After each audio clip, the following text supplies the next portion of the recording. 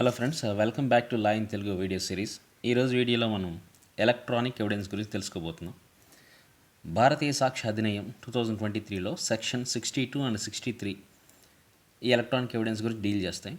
Old act అయితే 65A 65B మనకి electronic evidence గురించి డీల్ చేస్తాయి అన్నమాట. సో ముందుగా టెక్స్ట్ చూద్దాం మనం. 62 ఏం చెప్తుందో.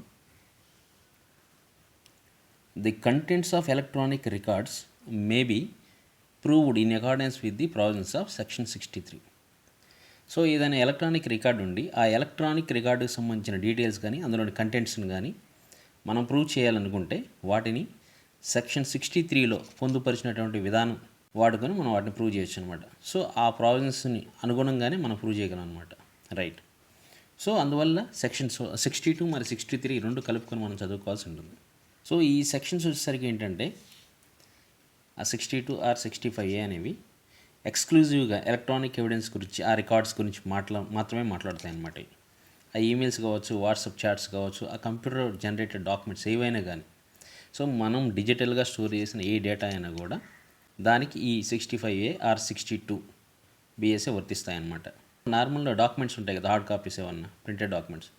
సో ఆ రిటర్న్ డాక్యుమెంట్స్ ఏవైతే ఉన్నాయో వాటికి సంబంధించి 56 నుంచి 60 BSAలో సెక్షన్స్ డీల్ చేస్తాయి అనమాట. బట్ ఈ ఎలక్ట్రానిక్ రికార్డ్స్ వచ్చేసరికి ఏంటంటే ఎక్స్క్లూజివ్ ఈ సెక్షన్ డీల్ చేస్తాయి. రైట్. 65A ఏదైతే ఉందో ఆర్ 62 ఏదైతే ఉందో అది 63 ఆర్ 65B. సో ఈ రెండు కలిపే అప్లై అవుతాయి, మనం విడివిడిగా చూడలేము అనమాట. సో ఈ 65లో ఏం చేస్తుందంటే it outlines the specific procedural requirements for admitting electronic records as evidence. So ఆ ఎలక్ట్రానిక్ రికార్డ్స్ని మనం ఎవిడెన్స్ కింద అడ్మిట్ చేసుకోవడానికి ఏవైతే ప్రొసీజరల్ రిక్వైర్మెంట్స్ ఉన్నాయో ఆ రిక్వైర్మెంట్స్ అన్నీ కూడా 65B ఆర్ 63 BSAలో పొందుపరచడం జరిగింది. సో అవన్నీ మనం మీట్ చేస్తేనే ఈ ఎలక్ట్రానిక్ రికార్డ్స్ని ఎవిడెన్స్గా తీసుకోవడం జరుగుతుందన్నమాట. సో ఈ 65A ఆర్ 62 BSA ఏం చెప్తుందంటే క్లియర్ కట్ మ్యాండేట్ ఇచ్చిందనమాట. ఈ ఎలక్ట్రానిక్ రికార్డ్స్ అన్నీ కూడా ఏంటంటే ఆ 63 BSA ప్రకారం ఆర్ 65B ఎవిడెన్స్ యాక్ట్ ప్రకారం ప్రూవ్ చేయబడాలని చెప్పి క్లియర్ కట్ మ్యాండేట్ ఇచ్చింది. సో 65B ఆర్ 63 BSA ప్రకారం ఏవైతే ప్రూవ్ చేయబడ్డాయో వాటిని మాత్రమే మనం ఎవిడెన్స్ కింద అనుమతించడం జరుగుతుందన్నమాట. అదర్వైజ్ అవి ఏంటంటే అడ్మిట్ చేయడం కుదరదన్నమాట అవి. సో ఇక్కడ చూడండి, under traditional evidence law primary evidence that is original document is required for admissibility. మన జనరల్ ట్రెడిషనల్ రూల్ అదనమాట. ఎప్పుడైనా కూడా ఏంటంటే ప్రైమరీ ఎవిడెన్స్ ఏదైతే ఉందో దాన్ని మాత్రం అడ్మిట్ చేయడం జరుగుతుందన్నమాట. However section 65A allows or 62 of BSA allows secondary evidence అనమాట. సో 65B కింద ఏవైతే మనం సర్టిఫైడ్ చేసామో ఆ కాపీస్ని, అంటే ఒరిజినల్ ప్రొడ్యూస్ చేయాల్సిన అవసరం లేదు ఇక్కడ. ఈ 65B కింద ఆర్ 63 BSA కింద ఏవైతే మనం సర్టిఫైడ్ చేసామో ఆ సెకండరీ డాక్యుమెంట్స్ మనం ప్రొడ్యూస్ చేసి సరిపోతుందన్నమాట.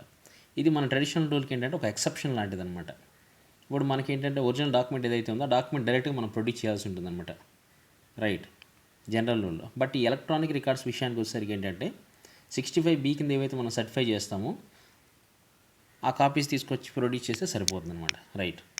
అంటే ఇప్పుడు వాట్సాప్ చాట్ ఉందనుకోండి, ఆ చాట్ని 65B ప్రకారం సర్టిఫై చేసి అది ప్రింట్ తీసి మన కోర్టుకు సబ్మిట్ చేస్తే సరిపోతుంది. ఎందుకంటే ఒరిజినల్ మనం ఎప్పుడు కూడా సబ్మిట్ చేయట్లేదు కదా, ఇక్కడ not required to be produced original అనేది. సో దాని సెకండ్ ఎవిడెన్స్ ఇస్తే సరిపోతుంది అనమాట. రైట్. ఒక ఎగ్జాంపుల్ చూద్దాం మనం. సో ఎగ్జాంపుల్ 1 ఏంటి, ఈమెయిల్ యాజ్ ఎవిడెన్స్ అనమాట.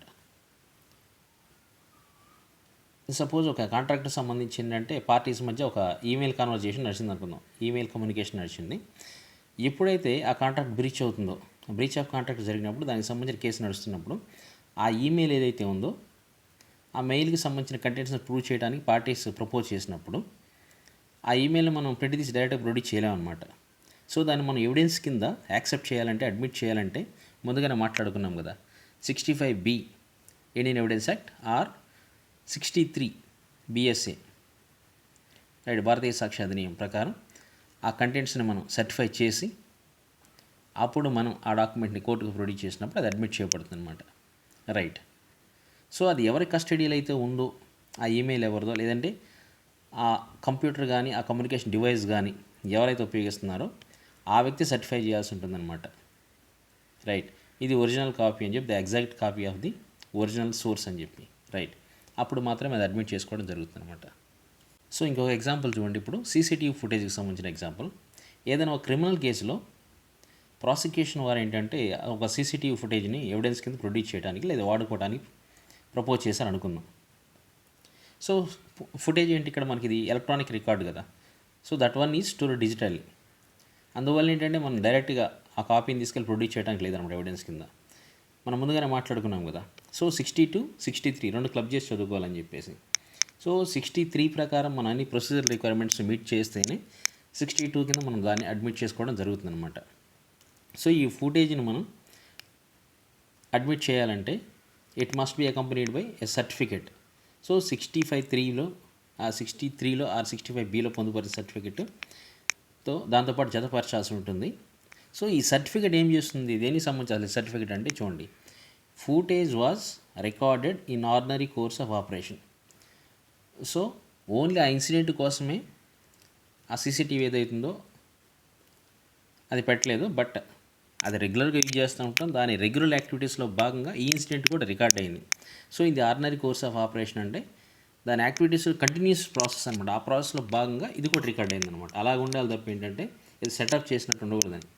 సో దాని ఆర్డినరీ కోర్స్ ఆఫ్ సాధారణ వ్యవహార శైలిలో భాగంగానే ఇది రికార్డ్ అయింది అని చెప్పి మనం సర్టిఫై చేయాలన్నమాట. అలాగే ఆ రికార్డింగ్ సిస్టమ్ ఏదైతే ఉందో అది ప్రాపర్గా ఫంక్షన్ అవుతుందని. సో మనకు ఆ రెలవెంట్ టైం ఏది ఎప్పుడైతే అది రికార్డ్ చేస్తుందో ఆ టైంలో ఏ సిస్టమ్ అయితే దాన్ని రికార్డ్ చేస్తున్న ఫుటేజ్ని ఆ సిస్టమ్ ప్రాపర్గా ఫంక్షన్ అవుతుంది, ప్రాపర్గా వర్క్ అవుతుందని చెప్పి మనం సర్టిఫై చేయాల్సి ఉంటుంది అనమాట. రైట్. అలాగే మనం ఏ కాపీని అయితే కోర్టులో ప్రొడ్యూస్ చేస్తున్నాం, ఎందుకంటే మనం ఆ ఒరిజినల్ సోర్స్ని మనం ప్రొడ్యూస్ చేయాల్సిన అవసరం లేదని చెప్పుకున్నాం కదా ముందుగానే. అలాగా ఏ కాపీ అయితే మనం ప్రొడ్యూస్ చేస్తున్నామో అది exact copy of original footage అని మనం సర్టిఫై చేయాలన్నమాట.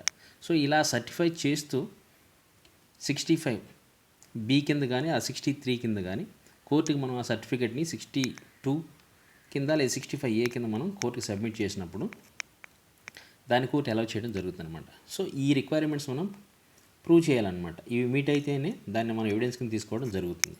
రైట్. సో థర్డ్ వన్ చూడండి, వాట్సాప్ చాట్స్ అనమాట. ఏదైనా ఒక డెఫమేషన్ కేసు ఉందనుకున్నాం. సో పరువు దావా కేసు వేశారు. ఈ డిఫామేటరీ కంటెంట్కి సంబంధించి ఏంటంటే ఆ వాట్సాప్ మెసేజ్లు ఏవైతే ఉన్నాయో అవి ప్రజెంట్ చేయడం జరిగిందనమాట కోర్టులో. ఎవరైతే ఆ మెసేజ్ మీద రిలై అవుతున్నారో, సో దాని మీద ఆధారపడుతున్నది ఎవిడెన్స్ కింద, ఆ పార్టీ ఏం చేయాలంటే ఆ డిజిటల్ కాపీ ఏదైతే ఉందో సో దాని ప్రింట్అవుట్ని కోర్టులో ప్రొడ్యూస్ చేయాలి అనుకుంటున్నారు. వాళ్ళు ఏం చేయాలంటే 65(b) కింద 63 BSc కింద సర్టిఫికేట్ ప్రొడ్యూస్ చేయాలన్నమాట. రైట్. అది ఆ సర్వీస్ ప్రొవైడర్ లేదా ఎవరైతే ఆ డివైజ్ని కంట్రోల్ చేస్తున్నారో, సో ఆ మొబైల్ ఫోన్ ఎవరిదైతే ఆ వ్యక్తి, సో ఏ మొబైల్ ఫోన్లో అయితే ఈ కమ్యూనికేషన్ మొత్తం స్టోర్ అయిందో దాన్ని కంట్రోల్ చేసిన వ్యక్తి ఆ సర్టిఫికేట్ని ఇవ్వచ్చు అనమాట. సో వారి నుంచి ఆ సర్టిఫికేట్ తీసుకొని దాన్ని ఈ ప్రింట్అవుట్తో పాటు జతపరిచి కోర్టులో ప్రొడ్యూస్ చేసినప్పుడు మాత్రమే దాన్ని అలౌ చేయడం జరుగుతుంది అనమాట. రైట్. మనకు కొన్ని ల్యాండ్ మార్క్ జడ్జ్మెంట్స్ ఉన్నాయన్నమాట. అవి state versus Navjot Sandhu 2005 case అనమాట ఇది. సో ఈ కేసులో ఏం చెప్తుందంటే ఈ 65(b) ఆర్ 63 ఇప్పుడు మనం మాట్లాడుకుంటున్నాం కదా, ఈ సర్టిఫికేట్తో పని లేకుండానే ఎలక్ట్రానిక్ రికార్డ్స్ అనేది మనం అడ్మిట్ చేసుకోవచ్చు. అంటే ఇఫ్ అదర్వైజ్ ప్రూవెన్. సో వేరే విధంగా అవి మాత్రం అవి కానీ ప్రూవ్ చేయగలిగినట్లయితే వాటిని ఈ సర్టిఫికేట్తో సంబంధం లేకుండా ప్రూవ్ చేసుకోవచ్చు అని చెప్పేసి ఈ కోర్టులో చెప్పడం జరిగిందనమాట. బట్ ఈ కోర్టులో ఇచ్చిన రూలింగ్ని ఏంటంటే ఓవరూల్ చేయడం జరిగిందనమాట. సో ఈ జడ్జిమెంట్ని కాదు, కంపల్సరీగా సర్టిఫికేట్ ఉండాలి, వాటిని అడ్మిట్ చేసుకోవాలంటే అని చెప్పి ఫర్దర్ కేసులో చెప్పడం జరిగింది. అన్వర్ పివి వర్సెస్ పీకే బషీర్ కేసులో కానీ, అలాగే అర్జున్ పండిట్రావు కోట్కర్ కేసులో కానీ దీని గురించి చెప్పడం జరిగిందనమాట. రైట్. సో ఇప్పుడు మనం వితౌట్ ఆ సర్టిఫికేట్ మన ఎలక్ట్రానిక్ ఎవిడెన్స్ని అడ్మిట్ చేయడం జరగదన్నమాట. సో వాటిని అడ్మిట్ చేసుకోవడానికి కంపల్సరీ సర్టిఫికేట్ ఉండాలని చెప్తుంది. సో ఈ 62, 63 కంబైన్డ్గా మనం చదువుకోవాల్సి ఉంటుంది అటు క్లబ్ చేసి.